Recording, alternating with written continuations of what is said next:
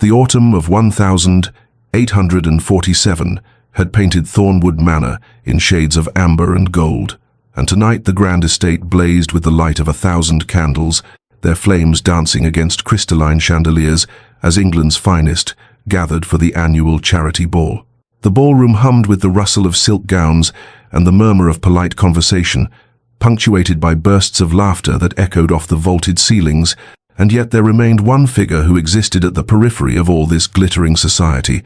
neither fully present nor entirely absent, a spectre draped in black who had not shown her face to the world in 10 years. Lady Celeste Ashford stood near the terrace doors where the shadows pooled deepest, her form swathed in mourning clothes that had long since ceased to mourn anyone but herself, and the black veil that fell from the brim of her hat obscured every feature save the faint outline of her chin and the pale column of her throat. She had become a fixture at such events, invited out of obligation to her family name and accepted with the peculiar tolerance society reserved for eccentrics who knew their place, and that place was always here, in the margins, where curious eyes could observe her from a distance while maintaining the pretense of polite disinterest. The whispers followed her like a second shadow, soft speculation about what horrors must lie beneath that opaque barrier of silk and lace, some suggesting hideous disfigurement from disease,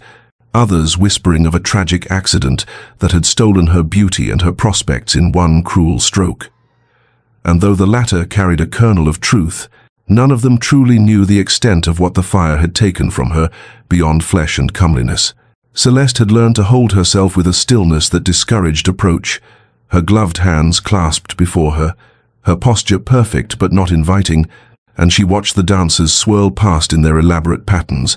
their faces flushed with wine and pleasure, their laughter a language she had forgotten how to speak. The orchestra struck up a waltz, and the melody pierced through her carefully constructed composure, transporting her unwillingly back to another ballroom, another autumn night, when she had been young and whole, and engaged to a man who had sworn eternal devotion, before the fire that consumed her sister's chamber had spread to her own, before she had awakened in agony to find half her face ravaged and her betrothed's love transformed to horrified pity, and then to empty air when he broke their engagement by letter, too cowardly to face what she had become. She closed her eyes behind the veil, breathing slowly through the tightness in her chest, reminding herself that this half-life was still life, and that existing in the shadows was preferable to the alternative of complete withdrawal, though some nights she was not entirely certain this was true, and tonight the loneliness pressed against her ribs like a physical weight,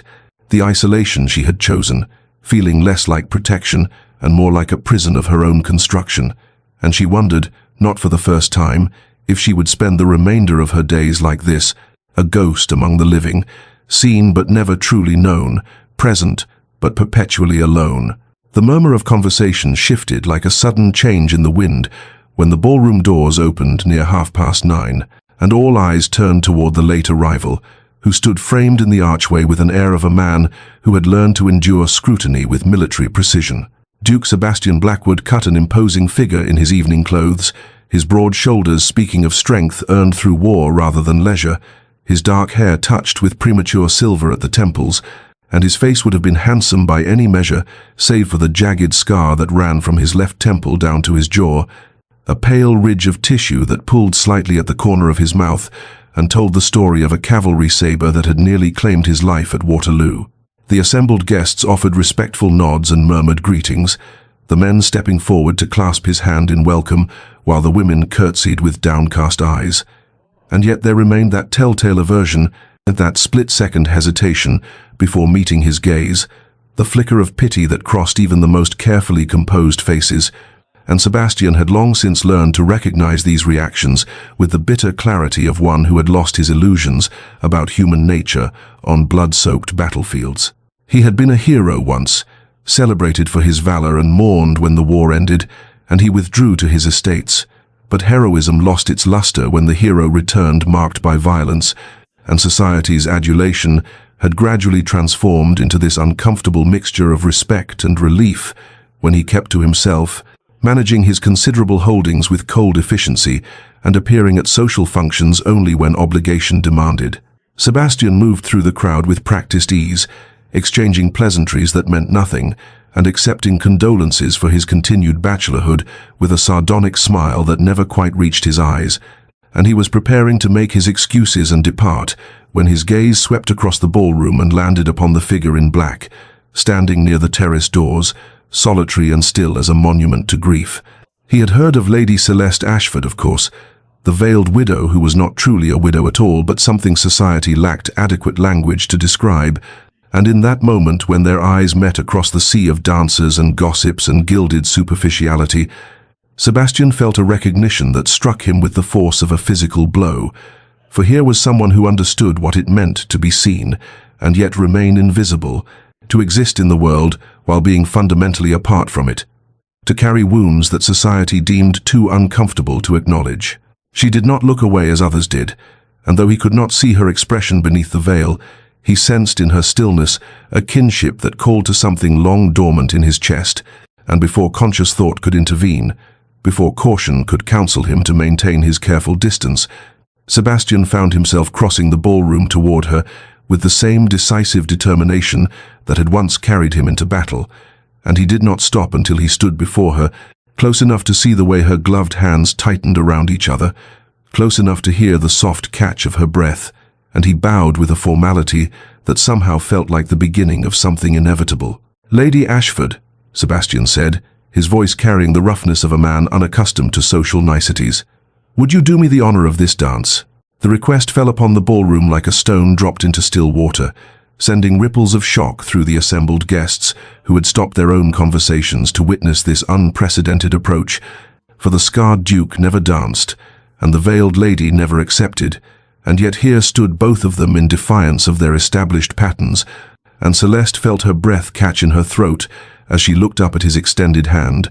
gloved and steady, and somehow less terrifying than any hand that had been offered to her in a decade. She placed her trembling fingers in his palm and allowed him to lead her onto the floor, acutely aware of every eye upon them, every whispered speculation about what this strange pairing might mean. And when Sebastian's arm came around her waist and they began to move in time with the music, Celeste thought she might shatter from the simple, overwhelming fact of human touch, of being held by another person after so many years of careful isolation. They moved in silence at first, both too conscious of their audience and their own awkwardness, but then Sebastian spoke quietly, his words meant only for her. "I find myself weary of their pity," he said, and there was a bitterness in his tone that she recognized intimately, weary of being treated as an object of tragedy rather than a man, weary of the carefully averted eyes and the assumption that I must be suffering endlessly from this mark upon my face. Celeste said nothing, but her hand tightened slightly on his shoulder in understanding, and he continued with a bluntness that might have shocked her had she not been so starved for honesty. "I propose a marriage of convenience, Lady Ashford, a union between two souls whom society has deemed damaged and therefore less than whole, a partnership that would provide us both with protection from their endless pity and speculation." The audacity of it, the sheer presumption, should have offended her, and yet Celeste found herself considering his words with a clarity that surprised her,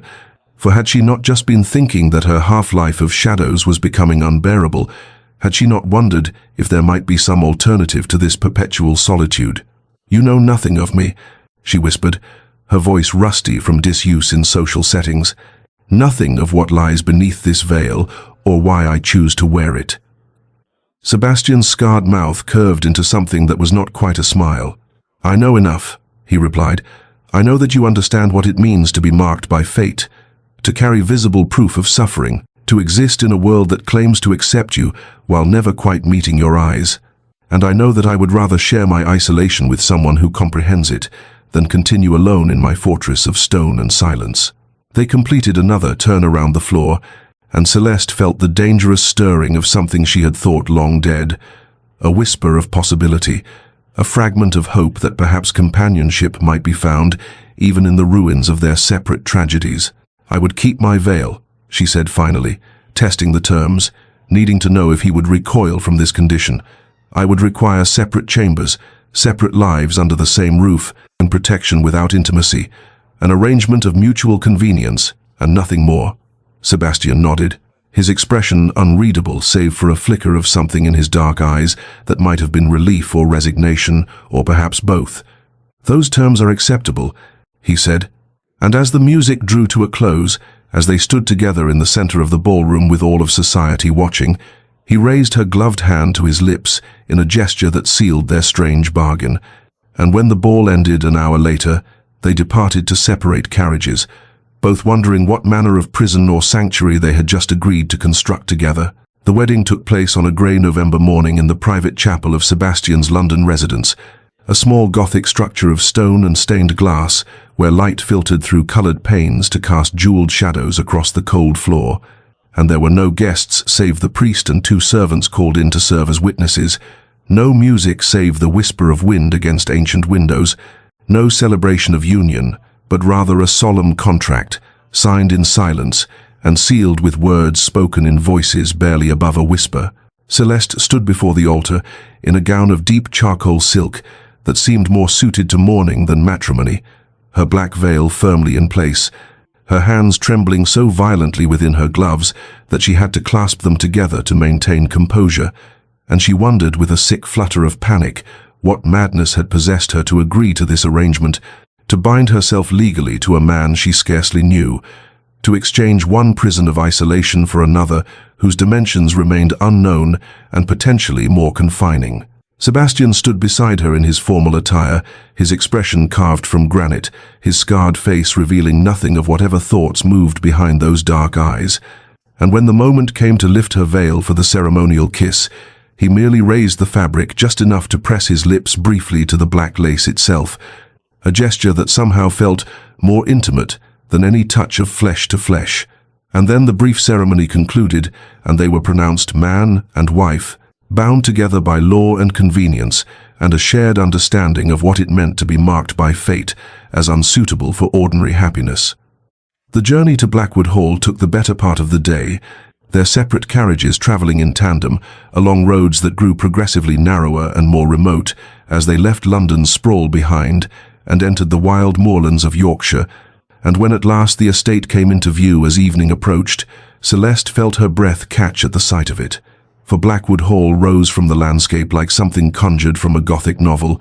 all dark stone and imposing towers and narrow windows that reflected the dying light, like watchful eyes, surrounded by ancient oaks whose bare branches clawed at a sky heavy with the promise of winter storms. The housekeeper, a stern-faced woman named Mrs. Daventry, who looked as though she had been carved from the same unyielding stone as the house itself, led Celeste through corridors that seemed to stretch endlessly, past portraits of stern-faced ancestors and suits of armor that stood like silent sentinels, until they reached the Duchess's chambers in the East Wing, a suite of rooms decorated in shades of cream and gold that might have been beautiful had they not felt so utterly cold and impersonal, untouched by human warmth for what must have been decades. Sebastian conducted a formal tour of the grounds as the last light faded, pointing out the gardens and the stables and the various outbuildings with the detached efficiency of a estate agent showing property to a prospective buyer, maintaining a careful physical distance of at least 3 feet between them at all times. And when he delivered her back to her chambers and explained that his own rooms were located in the West Wing, that they would take their meals separately unless she expressed a preference otherwise, that she was free to explore the house and grounds at her leisure, Celeste understood with crystalline clarity that she had indeed traded one form of loneliness for another, exchanging the familiar isolation of her previous life for this vast emptiness of stone and silence. Her first night in the unfamiliar house passed in sleepless restlessness, every creak and settling sound seeming magnified in the darkness, and once, near midnight, she heard footsteps pause outside her door and remain there for a long moment while she held her breath and waited. But then they moved on without the knock ever coming, and she lay awake wondering if Sebastian too was finding their arrangement more difficult than anticipated, or if she alone was discovering that convenience offered cold comfort, indeed, when one lay alone in the dark, with only regret and uncertainty for company. Weeks passed in careful silence, a choreography of avoidance performed daily within the vast corridors of Blackwood Hall, where Celeste and Sebastian moved like ghosts inhabiting the same haunted space, yet never quite occupying it together, their encounters limited to polite nods when they passed in hallways, or the occasional murmured greeting when they happened upon each other in the breakfast room, before one or the other would quickly excuse themselves and retreat to the safety of separation. Celeste found herself drawn to the library, that magnificent room of floor-to-ceiling shelves filled with leather-bound volumes whose musty scent spoke of centuries of accumulated knowledge, and she would spend hours there in a wing-backed chair near the eastern windows, losing herself in novels and poetry and philosophy, seeking in the written word the companionship she could not find in flesh and blood. And it was during these solitary afternoons that she began to feel the first stirrings of something that was not quite contentment, but perhaps its distant cousin, a sense that she might carve out an existence here among the books and shadows that would be bearable if not fulfilling. What Celeste did not know was that Sebastian often observed her from the garden below, standing among the bare rose bushes and watching her silhouette framed in the library window, a dark figure bent over pages, and he would wonder what worlds she traveled in her reading, what thoughts moved behind that perpetual veil, what voice she might possess if ever she felt safe enough to speak freely in his presence. The pattern of their separate lives might have continued indefinitely, had nature not intervened in the form of a November rainstorm that arrived one evening with such sudden violence that Celeste, caught in the garden during her customary walk, was forced to seek shelter in the nearest entrance, which happened to lead to the drawing room where Sebastian had retreated after dinner with his own book and a glass of brandy. They stood in awkward surprise at finding themselves thus trapped together, the rain lashing against the windows with such fury that venturing out again was unthinkable, and after a long moment of mutual hesitation, Sebastian gestured to the chair opposite his own and said with stiff formality, "You are welcome to wait here until the storm passes, if you wish." Celeste accepted with a small nod, settling into the offered chair and acutely aware of his presence mere feet away, aware of the sound of his breathing and the rustle of pages as he attempted to return to his reading, aware of the way the firelight cast his scarred profile in sharp relief, and how his long fingers held the book with surprising gentleness. The silence stretched between them, not quite comfortable but not entirely unbearable, until Sebastian, perhaps driven by the same restless need that made isolation sometimes more painful than connection, asked what she had been reading,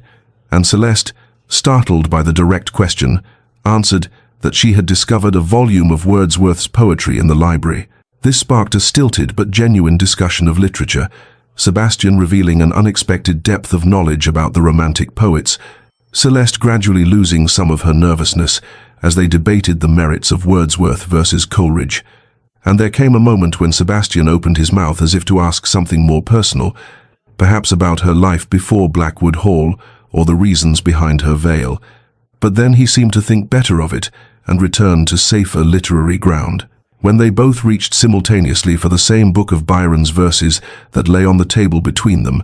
their gloved hands nearly touching before both pulled back as if burned, the air suddenly charged with an awareness that had not been present before,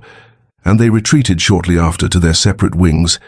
both lying awake long into the night and wondering if the chasm between them might perhaps be crossed, or if the safety of distance was worth the cost of continued loneliness. A pattern developed in the days that followed their rainstorm encounter, subtle at first but growing more pronounced with each passing evening, as both Celeste and Sebastian found themselves gravitating toward the library at the same twilight hour, drawn by something neither quite acknowledged, but both perhaps understood on some unspoken level, and they would settle into their customary chairs on opposite sides of the great room, with its towering shelves and Persian rugs worn soft by generations of footsteps, opening their respective books and reading in a silence that gradually transformed from awkward to companionable. At first they maintained this careful pretense of coincidental presence, each absorbed in private literary worlds, but then one evening Sebastian began reading aloud from a volume of Keats, his voice rich and resonant in the firelit quiet, the words flowing with unexpected beauty from lips more accustomed to terse commands and formal pleasantries.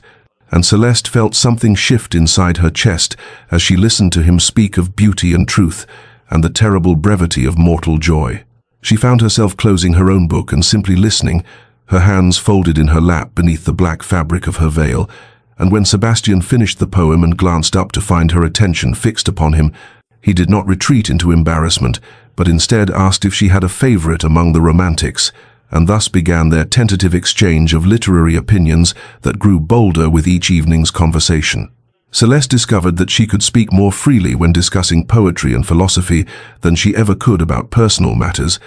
and Sebastian seemed to understand this instinctively, allowing their conversations to remain in the safer realm of ideas, while gradually revealing fragments of himself through the passages he chose to read and the observations he offered. It was during a discussion of Wordsworth's meditation on memory and loss that Celeste made a wry comment about the poet's perhaps excessive optimism regarding nature's healing powers,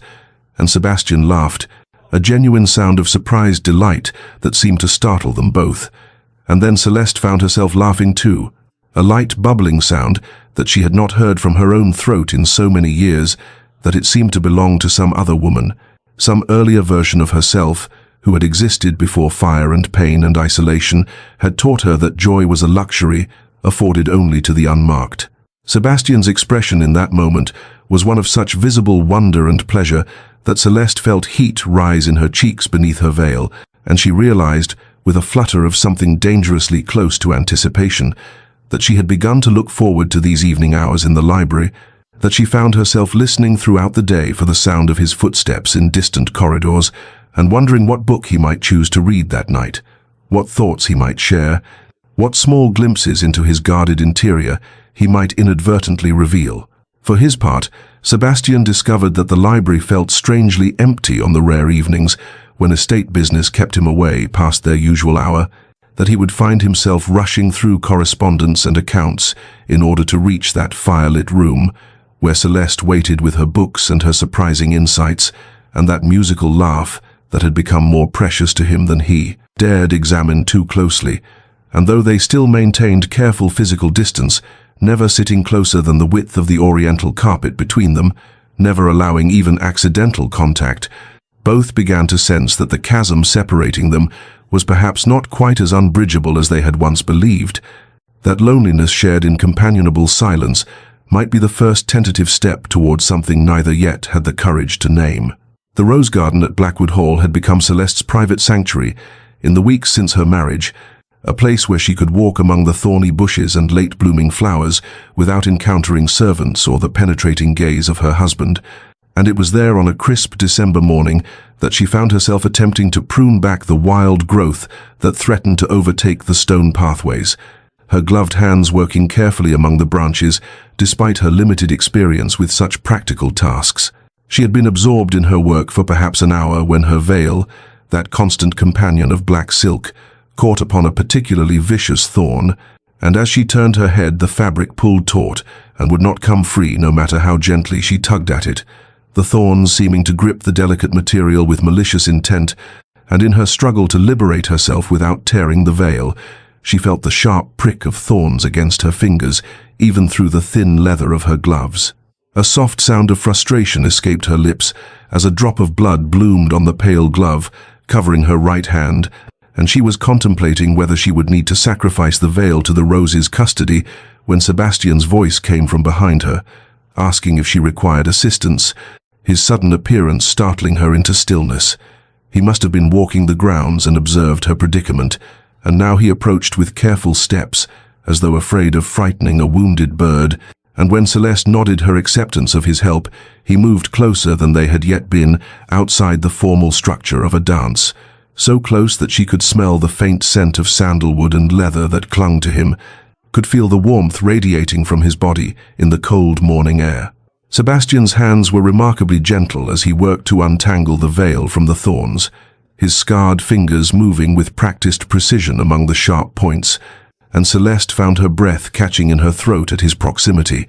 at the concentration evident in his expression as he freed first one strand of silk and then another, his face mere inches from her own veiled one as he completed the delicate task. When the veil finally came free, he did not immediately step away, but instead noticed the blood on her glove, and his expression shifted to one of concern as he asked if she was hurt, reaching for her hand with a tentative touch that sent an unexpected warmth through her entire arm. Celeste assured him it was merely a scratch, nothing of consequence, but Sebastian surprised her by asking if she enjoyed working with the roses, and when she confessed that she found peace in the garden but lacked proper knowledge of their care,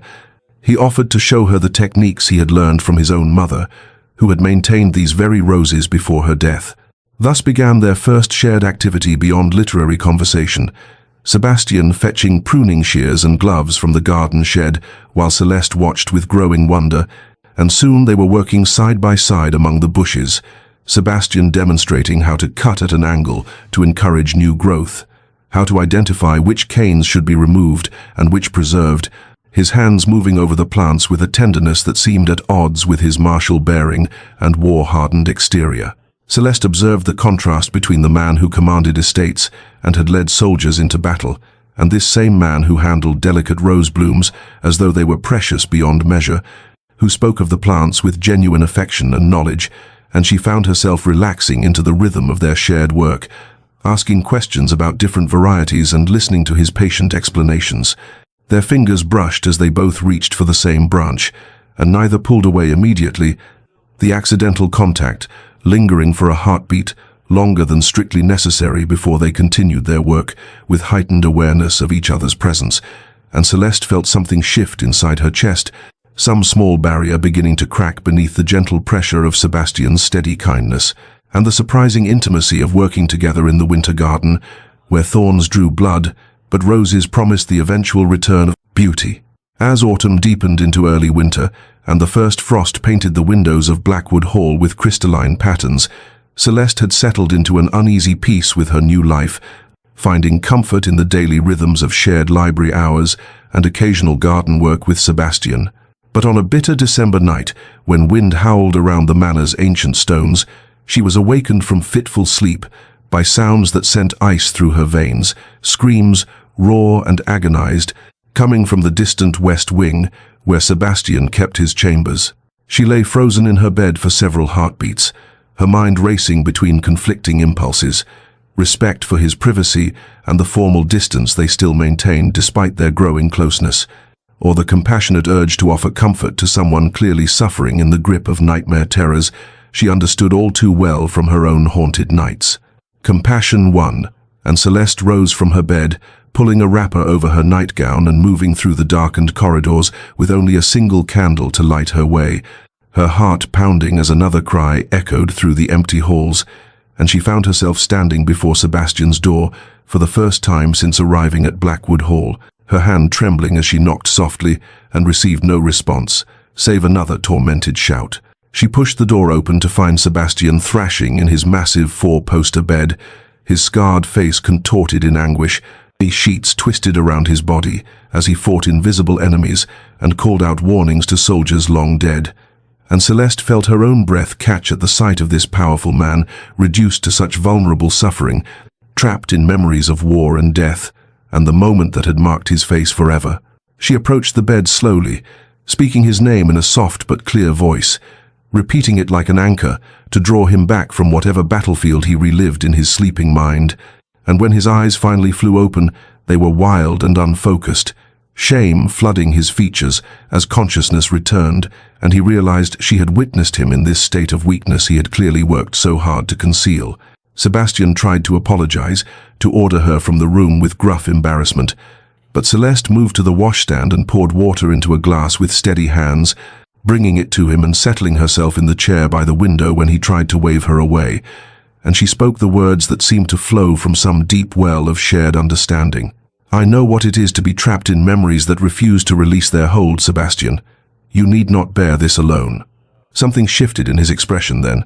the rigid armor of masculine pride cracking just enough to allow truth to emerge, and he admitted in a voice rough with exhaustion and shame that he relived the battle most nights, saw again the explosion that had torn through his regiment and marked his face,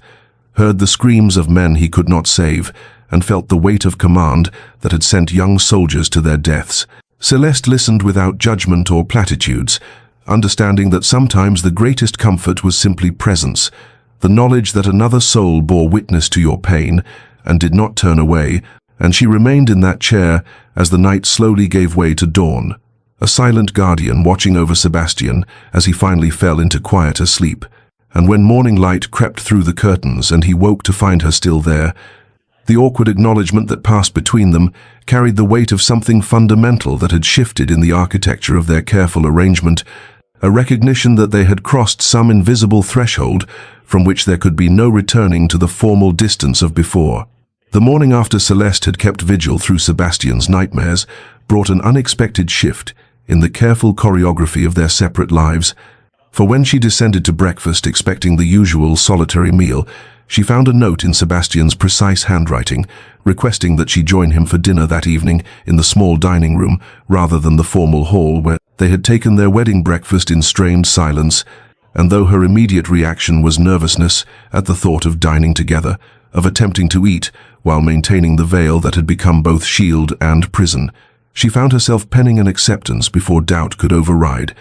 Her tentative trust in this man who had shown her nothing but patience and unexpected gentleness. Sebastian's solution to the practical difficulty of her veiled state revealed a thoughtfulness that made her throat tighten with emotion she had not expected to feel again. For when she entered the small dining room that evening, she found the space transformed by dimmed lamps and strategically placed candles that created pools of soft shadow. It's enough light to see one's plate and companion, but dark enough that her careful lifting of the veil to take small bites would not fully expose the scars she still could not bear to reveal, and the symbolism of this gesture was not lost on either of them, as Sebastian rose to seat her with a formality that somehow felt more intimate than casual familiarity would have been. Their conversation that first evening began with the safe topics they had explored in the library books recently read.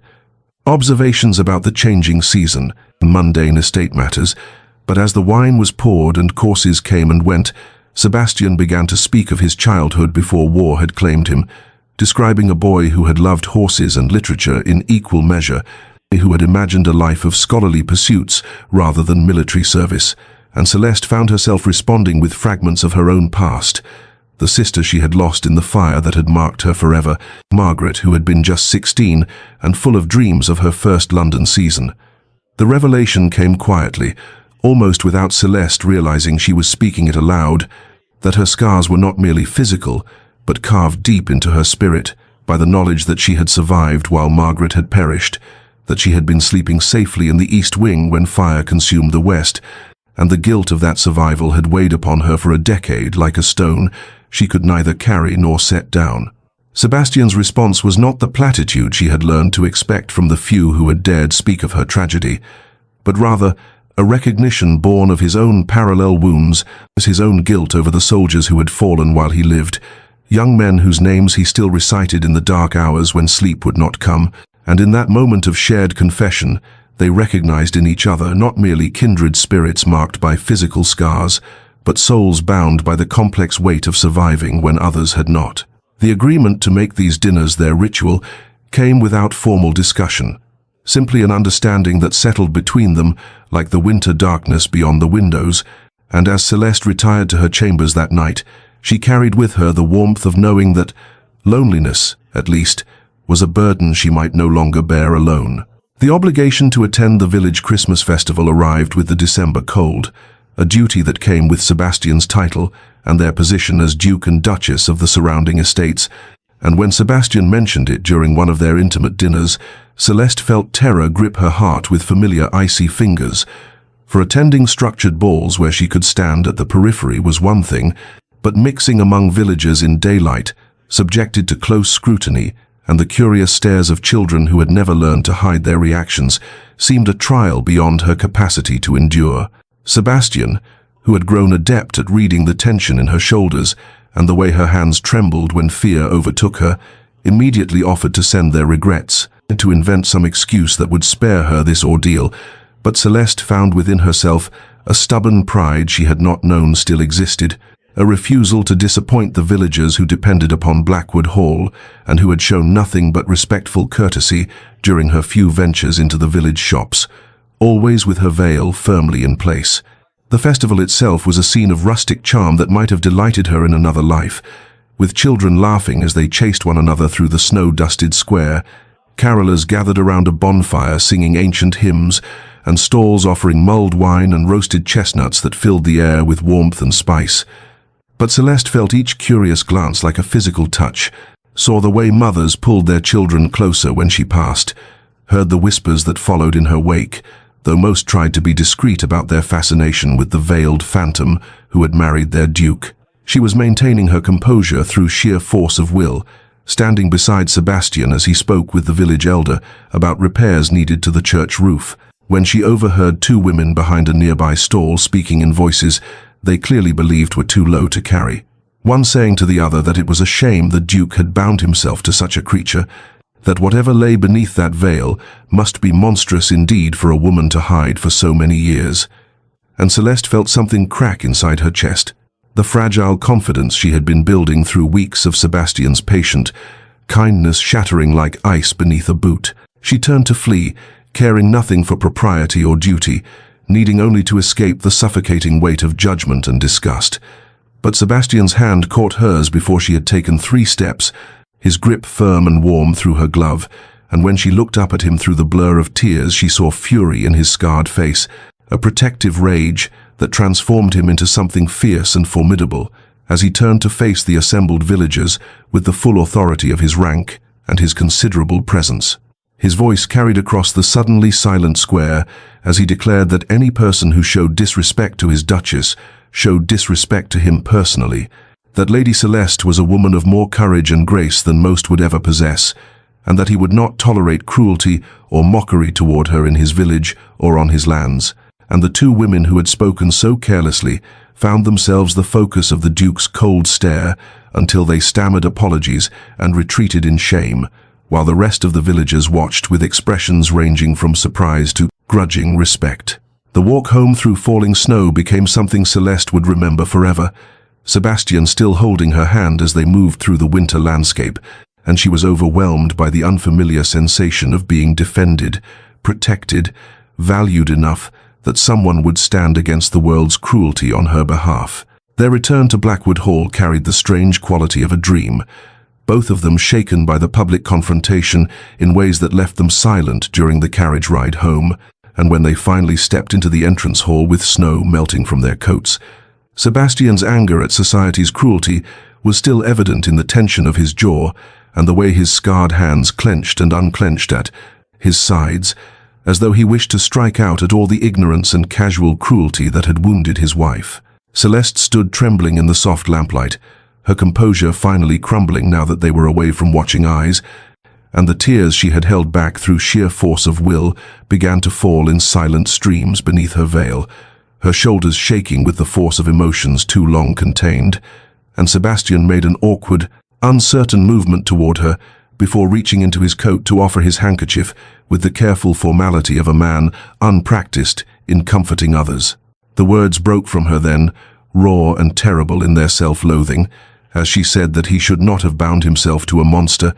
that he had sacrificed his dignity and his future for a marriage of convenience to a woman who could not even show her face in public without inspiring disgust, and she could hear the bitterness in her own voice,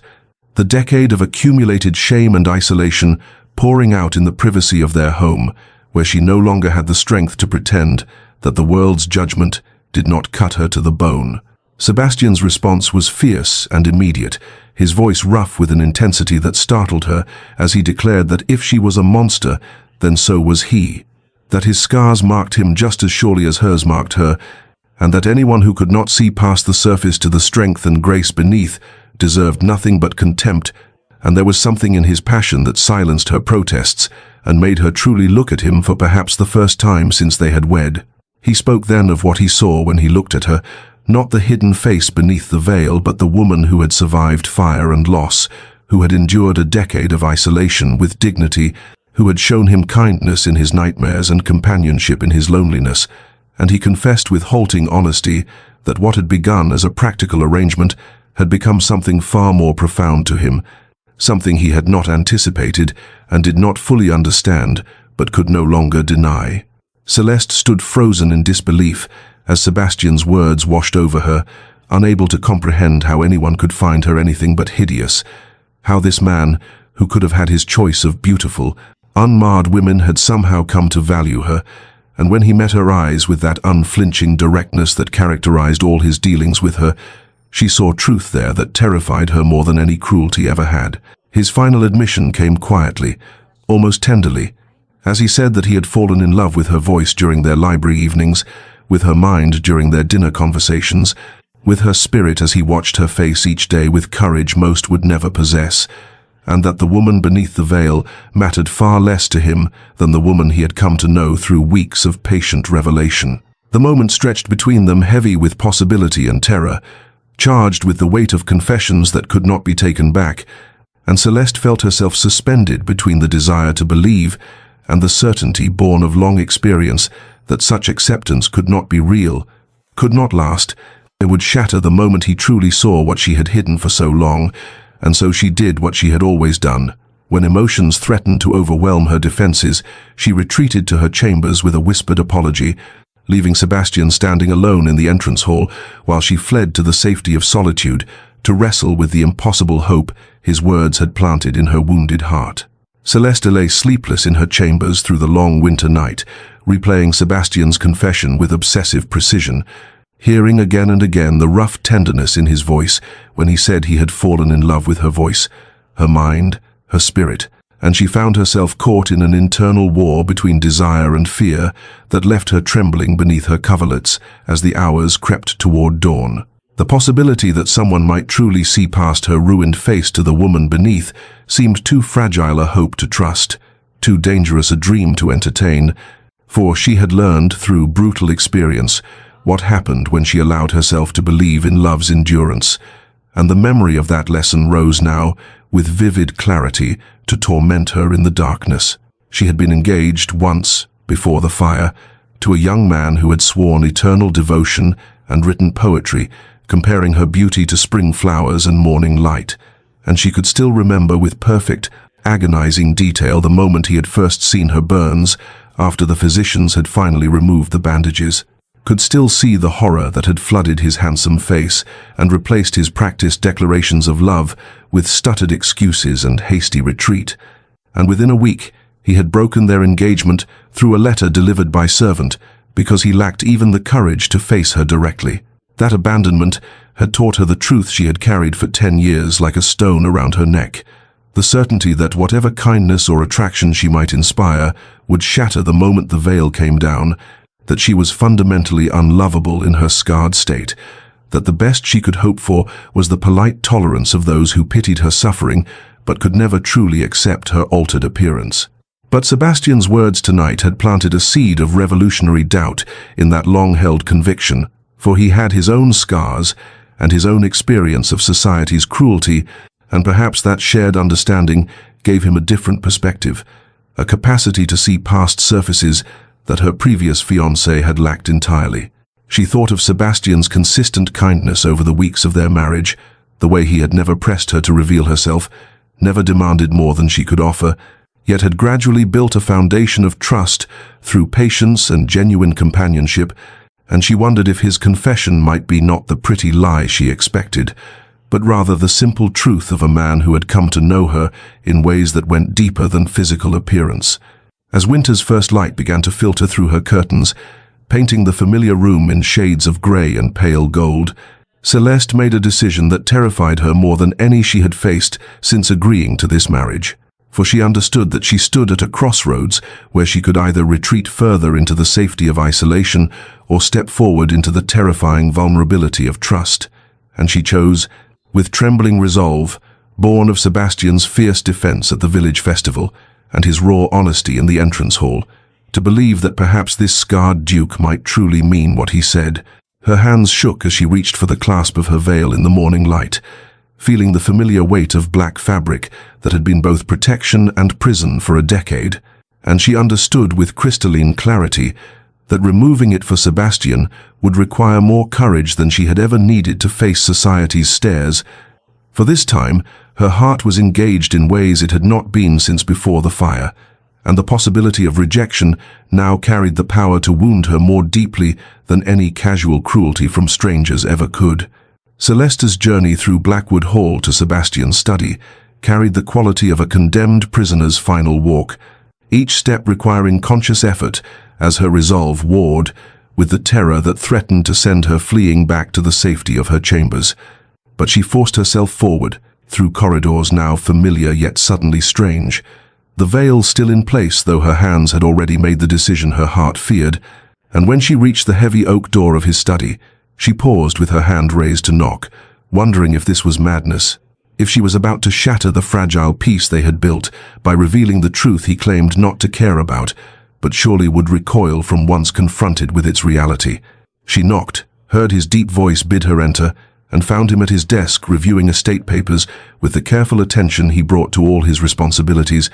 and when he looked up, his expression shifted immediately from concentration to surprise and then concern at her unusual morning visit, for they had established patterns over these months of marriage, and her appearance in his private domain at this hour broke every unspoken rule of their careful cohabitation. Sebastian rose from his desk with the instinctive courtesy that characterized all his dealings with her, his scarred face showing both curiosity and worry as he asked if something was wrong, if she needed his assistance with some matter, and Celeste found her voice caught in her throat as she stood before him, understanding that she was about to cross a threshold from which there could be no retreat, and she managed to request in a voice that trembled, despite her efforts at control, that he stand facing her, that he give her this moment without questions, and she saw in his dark eyes the instant of recognition as he understood what she intended, and went utterly still, with a stillness that spoke of hope and fear in equal measure. The moment suspended itself in time as Celeste's hands rose to the clasp of her veil, with fingers that shook so violently she could barely manage the simple mechanism, and she was aware of Sebastian's careful immobility, of the way he seemed to have stopped breathing as he waited for her to complete this action she had avoided for a decade, and the veil came free with a whisper of fabric that seemed impossibly loud in the quiet study, falling away to pool at her feet like shed armor, exposing for the first time since their wedding the face she had hidden from him and from the world. The burn scars ran along the left side of her face from temple to jaw and down her neck, puckered tissue that had healed in twisted patterns that disrupted the symmetry of her features and marked her indelibly with the fire's legacy, and Celeste kept her eyes squeezed shut because she could not bear to watch Sebastian's reaction, could not endure seeing the moment when wonder turned to horror and tenderness transformed into polite distance. But she heard his sharp intake of breath and felt immediate crushing regret, the certainty that she had destroyed whatever fragile connection they had built by forcing him to confront the reality of her disfigurement. Sebastian's movement was so gentle, she barely registered it until she felt his presence close before her, felt the warmth of him near enough to touch, and his voice when he spoke was rough with emotion as he said her name, and then added with infinite tenderness the words that would echo in her heart for the rest of her days, asking her to open her eyes, please, and to look at him and see what he saw, and though terror screamed at her to keep her eyes closed and preserve for one moment more the illusion that he might accept her,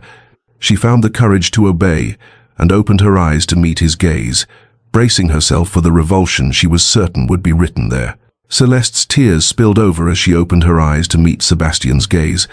bracing herself for the revulsion she had witnessed so many times in her nightmares. But what she found in his dark eyes was not horror or pity or polite distance, but rather a wonder so profound and a tenderness so complete that it stole her breath more effectively than any cruelty ever could, and she watched in disbelieving stillness as his scarred hand rose slowly to her face, giving her every opportunity to pull away, before his fingers made contact with the puckered tissue of her burns and traced the twisted paths with infinite gentleness, as though he were touching something precious and fragile rather than the disfigurement that had haunted her for a decade. Sebastian's voice, when he spoke, was rough with emotion as he asked her if she knew what he saw when he looked at her unveiled face,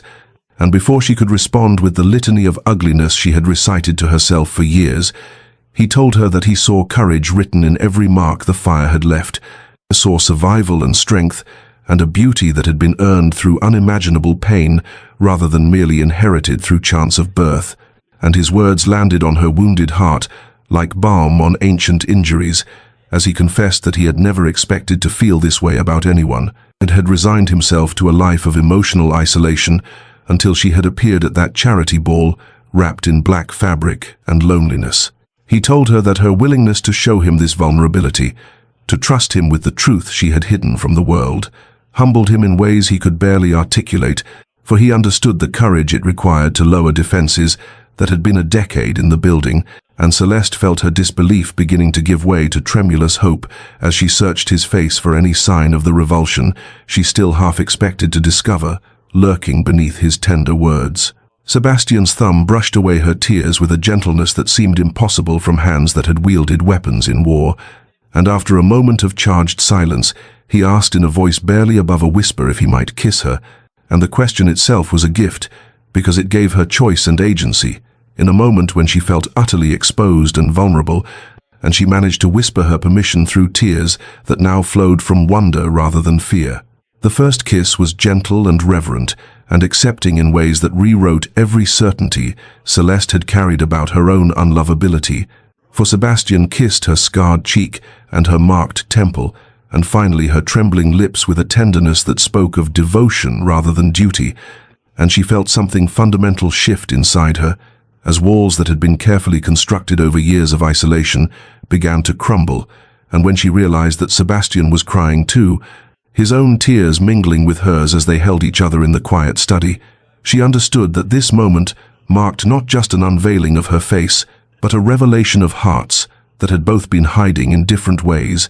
and the isolation that had defined them both was finally, blessedly, coming to an end. In the days that followed the unveiling, Celeste moved through Blackwood Hall without her veil for the first time since becoming the Duchess, and the experience carried a strange quality of lightness mixed with lingering fear, as though she had shed not merely fabric, but the weight of years spent in hiding. Yet old habits died slowly, and she found herself reaching for the veil each morning before remembering with a jolt of mingled terror and exhilaration that she need not hide any longer, at least not within these walls, where Sebastian's acceptance had rewritten every certainty she had carried about her own monstrosity. Sebastian's constant reassurance came not through grand declarations, but through small gestures that accumulated into proof of his devotion. The way his hand found hers as they walked the corridors, the tender kiss he pressed to her scarred temple each morning at breakfast, the careful attention he paid to her comfort as she navigated this new exposure, never pushing but always present, and Celeste felt herself slowly unfurling like a flower that had been too long denied sunlight. The servants' initial shock at seeing their mistress's unveiled face gave way to acceptance more quickly than Celeste had dared hope, and when the housekeeper commented one afternoon that it was lovely to finally see the Duchess's smile properly, Celeste had felt tears spring to her eyes at the simple kindness of the observation, understanding that she had been seen and not found wanting. The exploration of physical intimacy between them deepened with each passing day, as Celeste grew more comfortable with Sebastian's touch and his unwavering desire for her, and they spent long evenings in the library, where conversations about literature had transformed into discussions of their future, with Sebastian suggesting they might travel together once she felt ready, might see the wider world beyond the careful boundaries she had constructed. And though Celeste's fear of public scrutiny warred with her growing desire for freedom, she found courage in Sebastian's patience and his willingness to wait until she was truly ready to face society on her own terms. Their late-night conversations revealed dreams neither had dared speak aloud during their months of careful distance, hopes for a life that extended beyond mere cohabitation into genuine partnership, and Celeste discovered that vulnerability, rather than destroying her as she had always feared, was instead forging connections stronger than any armor she had worn. The night came when she found herself standing outside Sebastian's chambers as the house settled into darkness, her heart pounding with a mixture of desire and nervousness, and when she knocked softly and entered at his surprised invitation, she asked with trembling voice if he might stay with her, if they might finally bridge the physical distance they had maintained even after emotional walls had fallen. And Sebastian's response carried such tenderness and careful concern for her comfort that Celeste felt the last of her reservations dissolve like morning mist before sun. Their union that night was gentle and healing and transformative in ways that transcended the physical act itself, for Sebastian touched her scarred skin with reverence rather than revulsion, mapping the landscape of her burns with careful fingers and whispered assurances that she was beautiful and desired and wholly accepted. And Celeste discovered that intimacy could be redemptive rather than shameful, that her body, despite its marks, could be a source of pleasure rather than merely pain, and as she lay afterwards in Sebastian's arms listening to his steady heartbeat, she understood that they had both been transformed by their willingness to risk vulnerability, that the arrangement born of isolation and mutual protection had blossomed into something neither had dared imagine possible. As spring arrived with its promise of renewal and the gardens of Blackwood Hall burst into fragrant bloom, a letter arrived that carried the weight of a past Celeste had long since resigned herself to leaving behind, for the elegant script on the envelope belonged to her mother, Lady Margaret Ashford, and the very sight of it caused Celeste's hands to tremble as she broke the seal in the privacy of the morning room, where sunlight streamed through tall windows and illuminated the careful words requesting reconciliation and extending an invitation to visit the family estate she had not seen since the terrible fire that had claimed her younger sister's life and left Celeste herself permanently marked. The emotions that flooded through her were complex and contradictory, a tangled mass of anger at the family who had retreated from her in the aftermath of tragedy. Longing for the connection she had once known before, Burns had redefined every relationship, and fear that facing them again would resurrect pain she had worked so hard to transcend. And when Sebastian found her still holding the letter an hour later with tears tracking silently down her scarred cheeks, he simply gathered her into his arms and held her, while she struggled to articulate the storm of feelings the simple invitation had unleashed. Sebastian's support came without pressure or presumption, as he told her the decision was entirely hers to make, that he would support whatever choice brought her peace, but if she chose to face her family, he would be beside her every step of the journey. And Celeste found courage in his steady presence as she penned a response accepting the invitation with the condition that Sebastian would accompany her, unable to imagine confronting the ghosts of her past without the man who had taught her that love could exist beyond the surface. The journey to her childhood home in Hampshire was filled with memories that flooded back with each familiar landmark they passed, the grand estate emerging from behind ancient oaks, exactly as she remembered it, yet somehow diminished by time and her own growth. And as their carriage rolled up the sweeping drive, Celeste felt Sebastian's hand tighten around hers in silent solidarity, while her heart hammered against her ribs with the force of a decade's worth of unspoken grievances and unhealed wounds. Her mother waited on the front steps in a pose of careful composure that shattered the moment she saw Celeste's unveiled face, and the sharp intake of breath and visible shock that crossed Lady Margaret's refined features confirmed every fear Celeste had harbored about this reunion. But she lifted her chin and descended from the carriage with the grace Sebastian had helped her reclaim, refusing to shrink from her mother's stare, even as old instincts screamed at her to hide.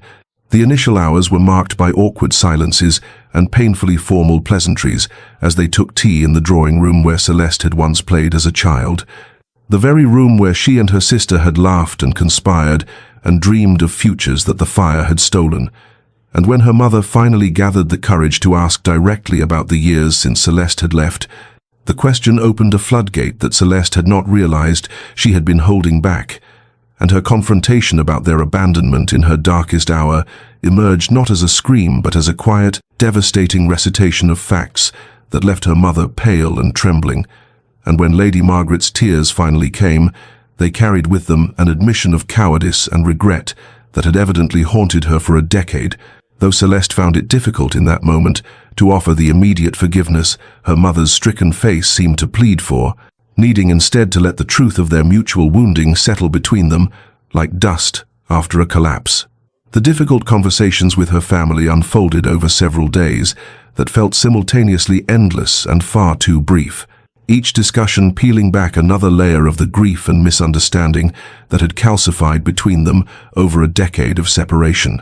And as Celeste sat in the morning room with her mother on the second day of their visit, she began to understand through Lady Margaret's halting explanations that her mother's own fear and inability to cope with the tragedy of losing one daughter while seeing another permanently altered had created a paralysis that masqueraded as coldness, a retreat born not of rejection but of overwhelming helplessness in the face of such profound loss. The recognition that everyone had been wounded by the fire in different ways came slowly to Celeste as she listened to her father's halting apology delivered in his study with Sebastian, standing quietly supportive in the corner, Lord Ashford admitting with tears in his weathered eyes that he had failed her utterly when she needed him most, that his own inability to look at her scarred face without seeing the flames that had consumed his younger daughter, had driven him to the cowardice of distance, and though his confession could not erase the years of abandonment, it opened a door to understanding that Celeste had thought permanently sealed. Her younger brother Edmund, who had been merely a boy of 12 when the fire occurred and was now a young man of 22, approached her with awe rather than pity, as he confessed that he had spent years wondering about the sister who had vanished from his life. And when he told her that her courage to face the world with her scars visible inspired him far more than any tale of unblemished heroism ever could, Celeste felt something crack open in her chest, a realization that her survival itself carried meaning beyond her own pain. The healing power of honesty and accountability revealed itself through these painful exchanges, as each family member in turn acknowledged their failures and their regrets, not seeking absolution but offering truth, and Celeste discovered that forgiveness, when it finally came, freed her far more than it freed them, releasing her from the bitterness she had carried like a stone in her heart. Sebastian's steady presence throughout every difficult conversation became her anchor, as he sat beside her during meals grown less awkward with each passing day, walked with her through the gardens where she and her lost sister had once played, and offered silent support when emotions threatened to overwhelm her careful composure, never intruding but always present, and her family's growing respect for the Duke, who so obviously cherished their daughter, was evident in the way her father sought Sebastian's opinion on estate matters, and her mother watched them together with tears of gratitude shining in her eyes. On their final evening before departure, Lady Margaret took Celeste's scarred hands in her own and whispered a private gratitude to Sebastian for giving her daughter the happiness she had feared Celeste would never know. And though the relationships remained tender and tentative as they made their farewells, Celeste understood that they were mending rather than broken beyond repair, that the journey toward peace required only the courage to begin walking it. And as their carriage rolled away from the estate with Sebastian's arm around her shoulders, she reflected that confronting the past had somehow freed her future in ways she had not anticipated, that forgiveness had proven to be not a gift she gave to those who had wounded her, but rather a gift she gave to herself. That summer brought with it a decision that would have seemed impossible mere months before, for Celeste and Sebastian determined together that they would host a grand ball at Blackwood Hall, and though the prospect terrified Celeste in ways she could scarcely articulate even to her husband, she felt a fierce determination rising within her to face society on her own terms, rather than continuing to exist on its periphery like some half-acknowledged shadow. Her involvement in every detail of the preparations became her way of claiming her role as Duchess in truth rather than merely in name, from selecting the musicians who would play to approving the floral arrangements that would transform the ballroom into a garden of light and color. And Sebastian watched with quiet pride as she moved through these tasks with growing confidence, no longer shrinking from the servants' gazes or hiding in the corners of her own home. The night of the ball arrived with the warmth of summer evening settling over the estate like a blessing, and when Celeste descended the grand staircase in an elegant gown of deep sapphire silk, with her scarred face completely bare to the world, she felt Sebastian's sharp intake of breath and saw the love and admiration blazing in his eyes, and that look steadied her more than any amount of practiced composure ever could. The guests arrived in their carriages as twilight deepened into night,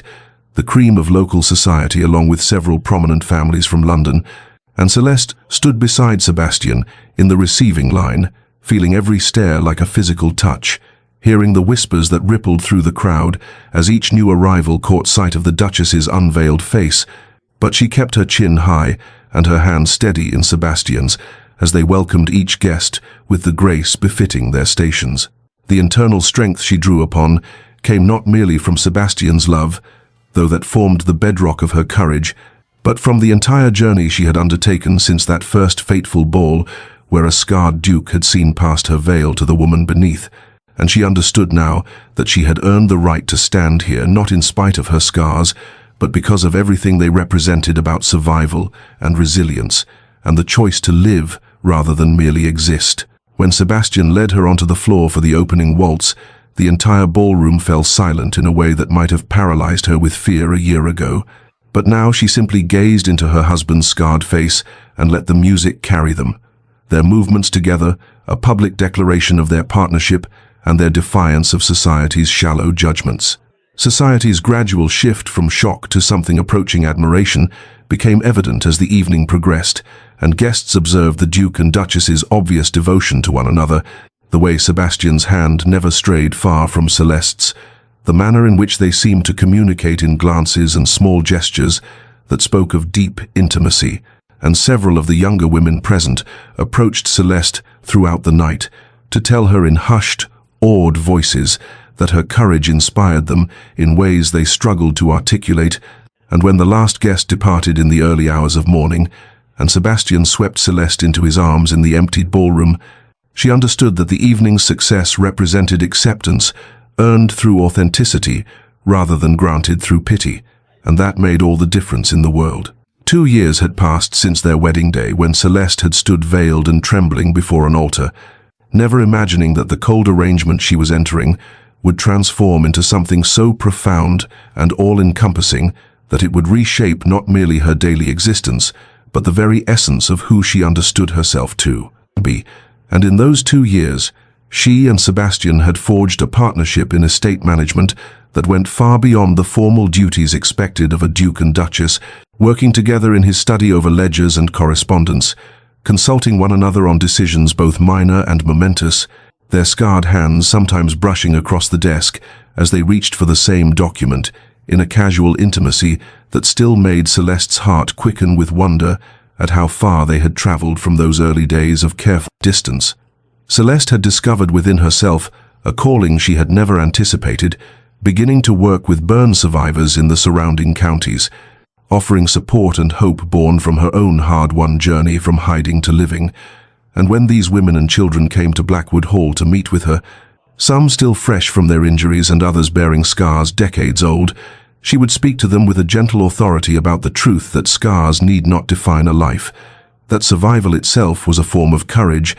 and watching their faces shift from despair toward possibility reminded her of Sebastian's patient faith in her when she had possessed none in herself. Sebastian had expanded the veteran services on the estate in parallel to Celeste's work, creating a sanctuary for soldiers bearing wounds both visible and invisible, and together they had built something larger than themselves, a shared mission rooted in the understanding that healing often required not merely time, but the presence of others who truly comprehended the weight of carrying trauma forward into an unforgiving world. The announcement of Celeste's pregnancy came on an autumn morning that echoed the season of their first meeting, and though joy flooded through her at the knowledge that she carried Sebastian's child, she found herself wrestling with fears about passing her trauma to an innocent soul, about whether a woman so marked by suffering could possibly raise a child free from the shadows that had once consumed her own existence. Sebastian's reassurance came not through empty platitudes, but through his characteristic directness as he took her scarred face between his hands and promised that they would teach their child strength rather than shame, courage rather than concealment, and that their scars would become lessons in survival rather than sources of sorrow. And in his steady gaze, Celeste found the faith to believe him. The preparation of the nursery became a ritual of hope as they chose soft fabrics and painted walls in warm colors, dreaming aloud about the future they would give this child and the world they would help create, where scars of any kind need not condemn a person to isolation.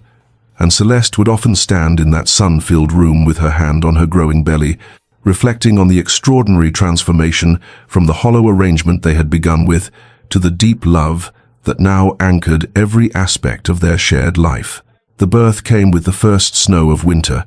and when Celeste held her daughter for the first time and looked into eyes that were unmistakably Sebastian's, and she saw, reflected there not merely her husband's features, but also a fierce spirit that spoke of courage, inherited and earned. And when Sebastian wept openly at the sight of his wife and child, Celeste understood that they had created between them something more miraculous than either had imagined possible on that long-ago night when a scarred duke had approached a veiled woman across a crowded ballroom. They named her Hope for the gift they had found in each other when both had believed themselves beyond such grace, and as Celeste watched Sebastian cradle their daughter with infinite tenderness, she knew with absolute certainty that every moment of pain, every year of isolation, every instance of courage required to remove her veil had been leading her toward this abundant life, and that the scars she bore were not marks of damage, but rather maps of the journey that had brought her home. 5 years had passed since that first fateful ball, where a scarred duke had crossed a crowded ballroom to approach a veiled woman standing in the shadows. And on this particular autumn afternoon that echoed the season of their meeting, Celeste stood in the rose garden of Blackwood Hall, watching her daughter Hope examine the blooms with fearless curiosity, the child's small fingers reaching toward thorns without hesitation, while Celeste smiled at this evidence that they had succeeded in raising a soul unafraid of the world's sharp edges. And across the garden Sebastian knelt beside their daughter, his scarred face animated with joy as he taught her to identify different varieties of roses, his deep voice patient and warm in a way that still made Celeste's heart swell with wonder at the transformation love had wrought in both of them. The scars that marked Celeste's face and neck remained as visible as ever, the burn marks that had once defined her entire existence, now simply part of the landscape of her features, no more significant than the color of her eyes or the curve of her smile, and she understood with profound gratitude that this was what healing truly meant, not the erasure of wounds, but the integration of them into a life so full and rich that they became merely one thread in a larger tapestry rather than the entire pattern. When Sebastian caught her eye across the garden and smiled at her with that particular expression that still held traces of the wonder he had shown on the morning she first removed her veil, she felt the wordless communication that flowed between them after years of deep partnership, and in that shared glance lived the entire journey they had traveled together, from isolation to intimacy, from arrangement to authentic love, from hiding to the courage of being fully seen and fully known. As evening settled over the estate with the gentle grace of autumn twilight, they gathered in the library where so much of their early connection had been forged. Hope nestled between them on the settee, as Sebastian read aloud from a storybook, and when the child looked up at Celeste with innocent curiosity and asked about the marks on her mother's face, Celeste felt no shame or hesitation as she explained in simple, truthful words that these were marks of survival, evidence of a fire she had lived through, scars that told a story of courage and healing rather than damage or loss.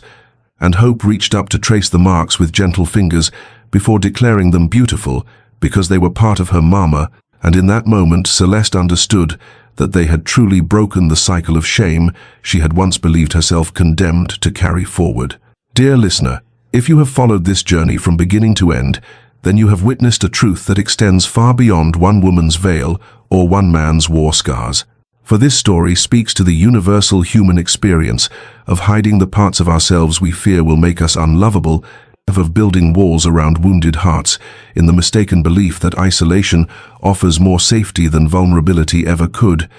and the revolutionary discovery that true acceptance,